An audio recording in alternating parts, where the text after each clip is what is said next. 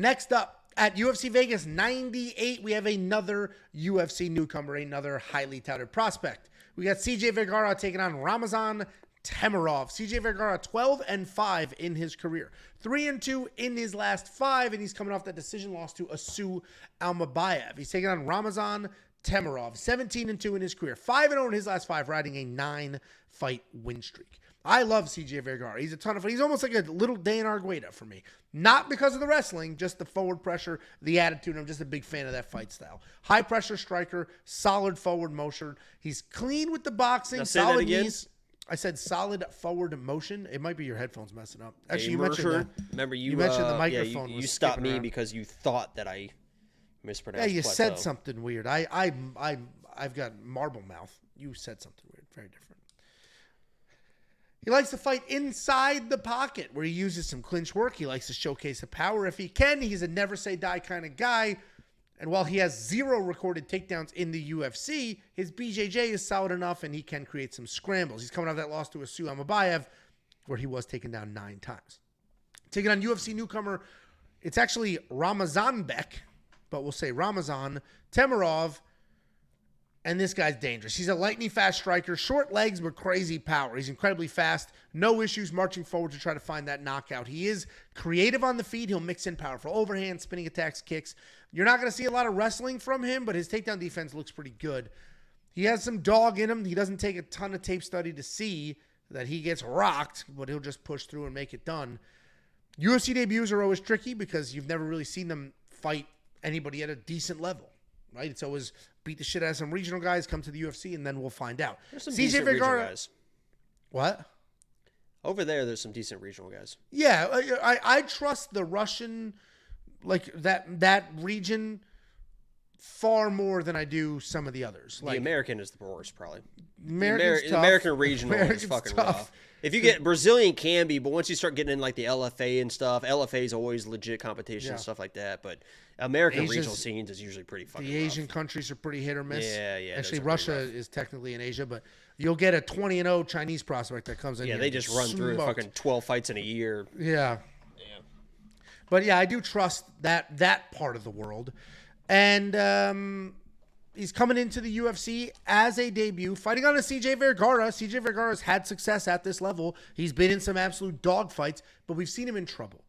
And I think Ramazan can get it done because if you just go watch that CJ Vergara fight with Daniel Lacerda got him in trouble. And CJ looked, he was done, he ran around, was able to survive, came back and won. And while that was like, oh my God, the heart that he showed, San Antonio, this is the man. Ramazan's not going to give him that space to do that. I think Ramazan is very, very dangerous on the feet, very composed. I think he gets it done. Ramazan is going to be the pick, but I do love CJ, and he's a never say die kind of guy. What do you think, Jake? Yeah, boy. Yeah, that's, that breakdown, surprisingly, is kind of just right on the,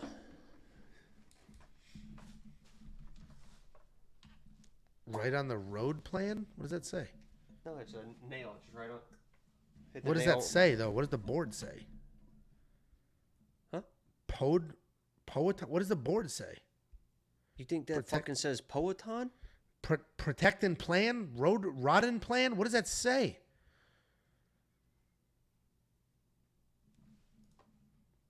I can't see it that way. What does it say? How do I make you the big one? What does it say? What does the board say? Redemption? Does it say redemption? My James Kuyu texted me, redemption, idiot. So I guess it says redemption. My bad. Who do you think wins this fight?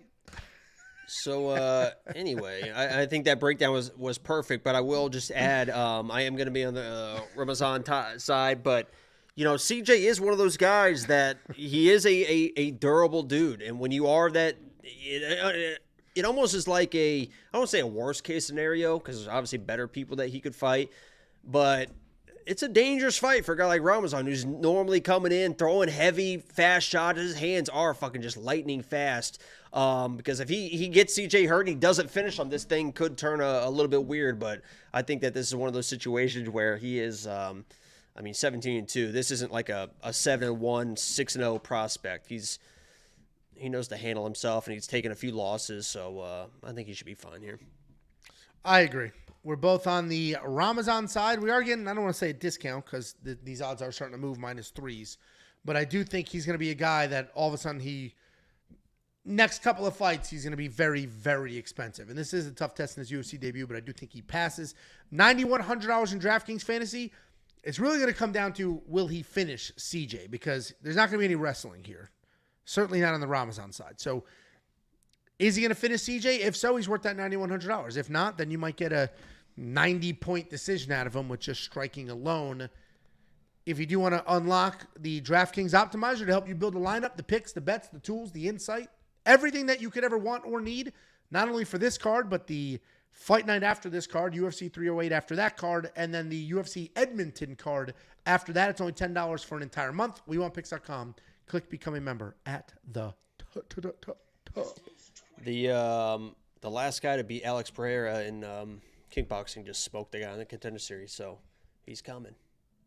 That'd be so funny. Like, this is the path they're going to continue. All right, Alex. Alex is there. Holy shit. Alex just shook this guy and shook Dana's hand. Alex is at the fight going back with Dana to like make decisions. Alex is just fucking everywhere. What the fuck is Alex there for? Probably just supporting that guy. What were his injuries? Did he ever say? He just said we were going to pull out of the fight. UFC knew that, and we didn't. Did he say what the injury was? I think he was sick mostly. Oh, it wasn't an injury. Well, yeah, he had injuries and stuff, but I think he was sick. He had like something with a foot or something with a fucking this and that. He had like 4 or 5 different things, and then he was like, we're good enough to beat Khalil, and then fucking beat his ass. So. Turns out it was a tough-ass fight, too. So it wasn't a tough-ass fight. Okay.